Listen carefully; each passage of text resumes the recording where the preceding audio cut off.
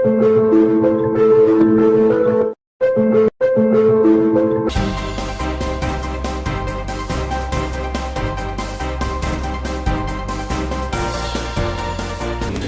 Renuka young India news से। इस वक्त मेरे साथ विक्रम लोहिया जी हैं। ये दिल्ली प्रदेश कांग्रेस कमेटी के मीडिया पैनलिस्ट हैं। दिल्ली प्रदेश कांग्रेस कमेटी में सेक्रेटरी भी हैं, वकील भी हैं, युवा भी हैं।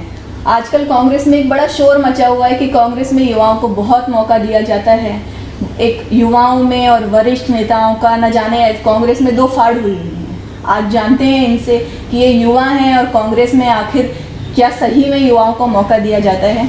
विक्रम लोहिया जी, आप मोदी सरकार के 6 सालों को किस रूप में देखते हैं?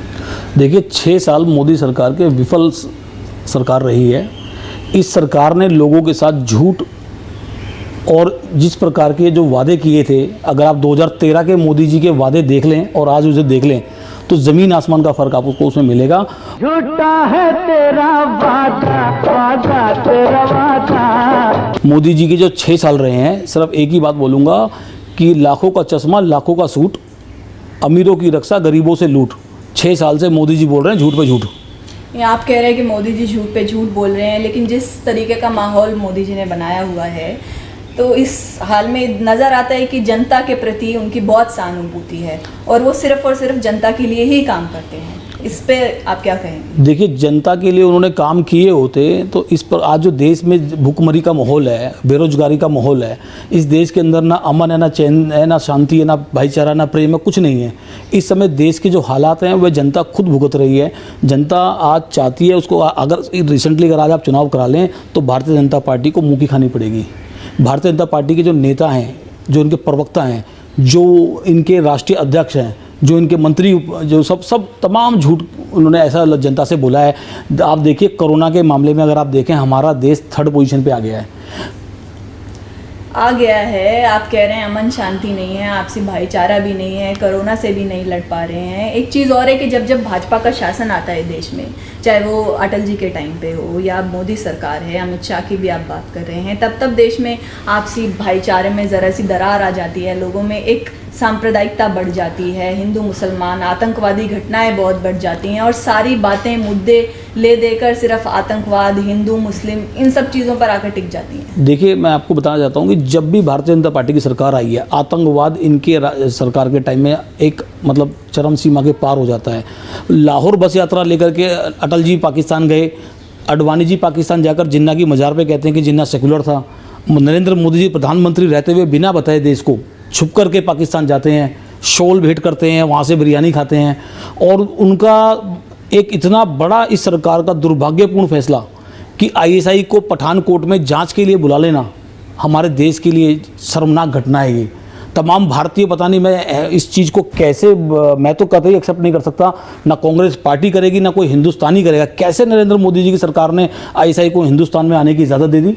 जब आपकी पार्टी इतनी सारी बातें समझ रही है तो 2014 में जो हुआ, अब 19 के चुनाव में भी जो हुआ, वो भी सबने देखा है। जब मोदी सरकार इतना ही नीतियाँ उनकी इतनी ही खराब हैं, सांप्रदायिकता बढ़ा रही है, आतंकवाद बढ़ा रही है, तो फिर मोदी सरकार की ऐसी कौन सी नीति है जिसके बलबूते पर वो बार बार सरकार में आए जा रहे हैं और आपके नेताओं को जनता बिल्कुल नकार चुकी है? देखिए, आप जहाँ पर वो केंद्र की सरकार में स्थापित हैं तो उनके पास एक बड़ा हथियार है EVM।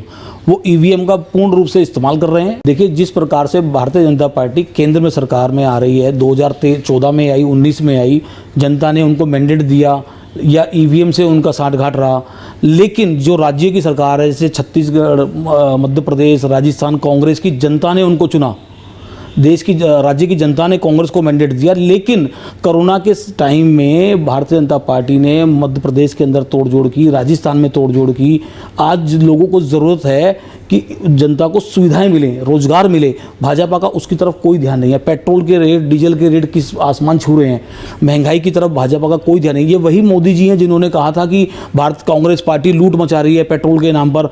ये प्रकाश जावड़ेकर जी ने कहा और रामदेव जी ने कहा 35 रुपये लीटर तेल मिलेगा आपको अगर आप भाजपा को चुनते हैं। कांग्रेस के शासन में तो गैस, डीजल, पेट्रोल सब महंगाई है। देश में इतनी सारी समस्याएं हैं, डीजल, पेट्रोल, आतंकवाद, कोरोना, बेरोजगारी, नौजवानों की जो हालत है, चाहे शिक्षा हो, चाहे कोई भी बात हो, इतनी सारी चीज़ें हो रही हैं। आप भी मुद्दे उठा रहे हैं और उठाते रहे हैं, लेकिन फिर भी आपकी पार्टी उन मुद्दों को शायद जनता के बीच में उस तरीके से पेश नहीं कर पाती है।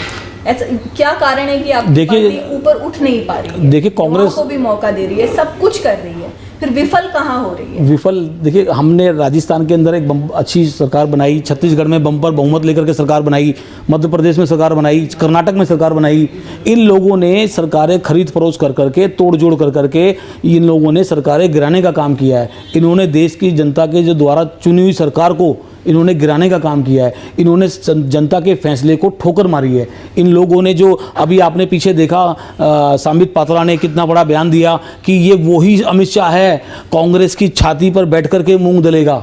ये राष्ट्रीय प्रवक्ता भारतीय जनता पार्टी के टीवी पे बैठ करके ये बोल रहे हैं कि ये वही अमित शाह है, कांग्रेस की छाती पे बैठ करके मूंग दलेगा। आने दो समय, संबित पात्रा जी, मैं आपको चैलेंज करता हूं, चुनौती देता हूं, आने दो समय, आपकी छाती पे मूंग भी दला जाएगा, आपको मूंग और मूंग की दाल का भी हिसाब देना पड़ेगा। आप चिंता ना करें, मैं चुनौती देता हूं आपको। क्या आप मानते हैं कि भारतीय जनता पार्टी सांप्रदायिक है? भारतीय जनता पार्टी झूठ की पार्टी है। इन लोगों ने देश को गुमराह किया है। 15 लाख खाते से लेकर के, काला धन लाने से लेकर के, 100 दिन में काला धन लाएंगे, 15 लाख अकाउंट में आएंगे। इन लोगों ने देश की जनता को इतना गुमराह किया है। जनधन खाते खुलवा करके लोगों के अकाउंट, उनको बल्कि नोटिस मिल गए, उनके अकाउंट में पैसे होते तो माइनस में चले जाते हैं। नहीं, ये सारी बातें तो हैं, लेकिन सांप्रदायिकता अपने आप में एक बहुत बड़ा मुद्दा है। हिंदू मुसलमान है, आप राम मंदिर एक बहुत बड़ा मुद्दा हो गया है। अब मंदिर के बारे में आप कुछ कह भी नहीं सकते। आप चुप ऐसी सिचुएशन एक क्रिएट कर देते हैं धर्म को ऊपर आगे रख के कि ना आप कुछ बोल सकते हो और ना चुप रहे। देखिए, मोदी जी आज जय श्री राम बोल रहे हैं, मैं तो उनको आज जय श्री राम बोलता हूँ। कांग्रेस तो शुरू से हे राम बोलती आई है। जय श्री राम एक नारा है, राम हमारी आस्था है। ये हमें राम जी का पाठ पढ़ाएंगे, ये हमें देश की आज़ादी के बारे में बताएंगे।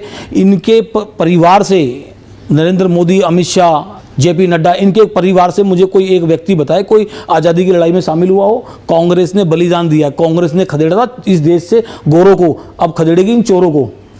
चलिए, तो गोरों से आपने लड़ाई की, गोरों को भगाया, ठीक है, आपने धर्म के नाम पर राजनीति नहीं करी। मेरा सवाल ये है कि क्या भारतीय जनता पार्टी सांप्रदायिक है? क्या आरएसएस और साधुओं का जो एक गठजोड़ है, जिसमें कितने साधु सच्चे हैं कितने नहीं हैं, वो तो अपने आप में एक सवाल है। लेकिन क्या आपको लगता है कि भारतीय जनता पार्टी आरएसएस और जो ये साधु लोग हैं, जो सो कॉल्ड साधु हैं, इनसे डरती है और उनके दबाव में काम करती है? बिल्कुल दबाव में काम करती है। आरएसएस का पूरा इन्वॉल्वमेंट है। आरएसएस जो चाहती है, जिसको चाहती है वो काम कराती है। भारतीय जनता पार्टी के मंत्री पद की तय होते हैं, कोई संगठन की बात होती है, कोई प्रदेश बन रहा होता है, ये सब आरएसएस के दफ्तर के अंदर बैठ के तय होता है।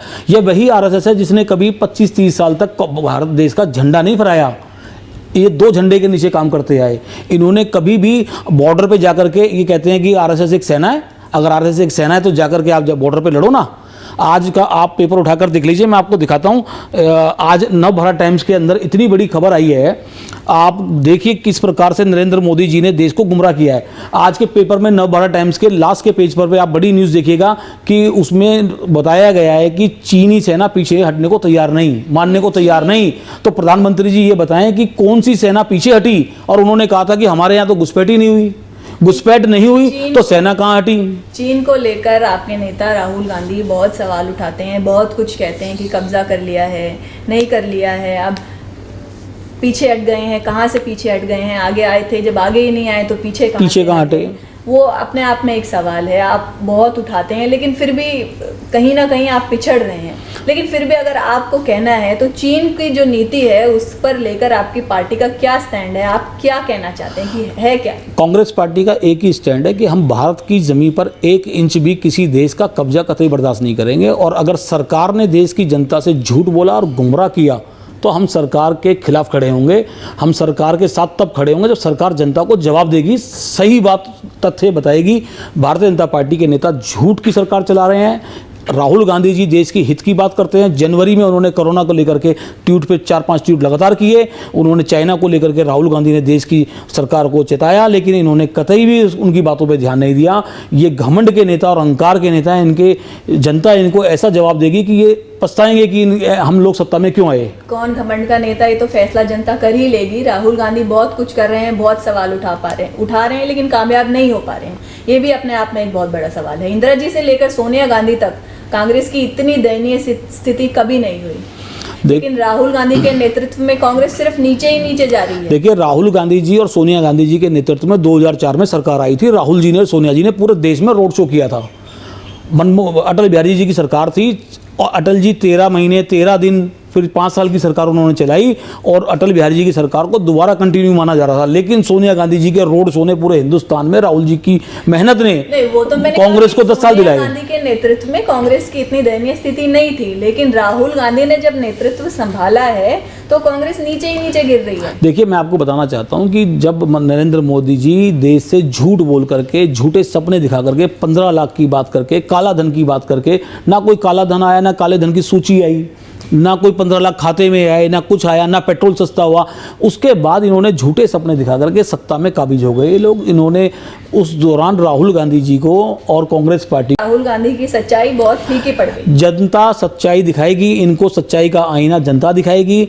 ये इन्होंने 2019 में जो चुनाव लड़ा, ये ईवीएम का सेटअप करके इन्होंने चुनाव लड़ा। ये बहुत जनता को इन्होंने धोखे से इन्होंने गुमराह करके चुनाव लड़ा। फिर आप साबित क्यों नहीं कर पाए? अगर ईवीएम में गड़बड़ी थी, कुछ भी था, हम लोगों ने मांग की है, हम लोगों ने इलेक्शन कमीशन से मांग की है, हम लोगों ने इसके लिए जनता ने आंदोलन के साथ मिलकर आंदोलन भी किया हम लोगों ने, और आगे बढ़ाएंगे इसको कि 2024 का चुनाव बैलेट पेपर पे हो, ईवीएम पे ना हो। कांग्रेस में बहुत सारे लोग, आपके नेता, छोटे बड़े कार्यकर्ता, सब लोगों से जब हम बात करते हैं तो सभी लोगों की एक बहुत मेजर शिकायत ज्यादातर की यही है कि आपका नेतृत्व, राहुल गांधी, प्रियंका गांधी, सोनिया गांधी, ये किसी से मिलते ही नहीं है।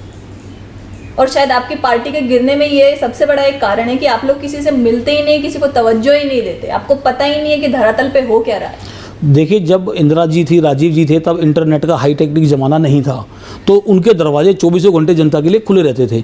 लेकिन अब जब से इंटरनेट का हाई टेक्निक ज़माना आया है तो ईमेल के द्वारा राहुल गांधी जी, सोनिया जी ईमेल पर लोगों से अपनी बातें शेयर कर लेते हैं, बात कर लेते हैं, टाइम दे देते हैं। तो अब इंटरनेट के द्वारा काम काफ़ी ईजी होता है। जब लोग पंजाब से, राजस्थान से, गुजरात से, छत्तीसगढ़ से लोग पूरे देश से मिलने दिल्ली आते थे, अब वो सारा काम, आधे से ज़्यादा काम इंटरनेट के द्वारा हो जाता है। आपके नेता, कार्यकर्ता ये शिकायत कर रहे हैं कि आप उनकी बात ही नहीं हो पा रही है, देखिए, हो ही नहीं पा रहा है। नहीं, ऐसा नहीं है। मैं राहुल गांधी जी से 100 बार मिला हूँ और मैं पंजाब में उनके साथ काम करने का उन्होंने मुझे बहुत बड़ा मौका दिया। मैं होशियारपुर लोकसभा पार्लियामेंट्री कॉन्स्टिट्यूंसी का इंचार्ज था। राहुल जी ने मुझे अपने साथ मंच पर ले जाकर के पूरा सम्मान दिया। चलिए, राहुल जी ने हो सकता है आपसे मुलाकात नहीं की होगी, लेकिन ऐसे बहुत लोग हैं, बहुत सीनियर लोग हैं जिनसे मुलाकात नहीं हो पा रही है।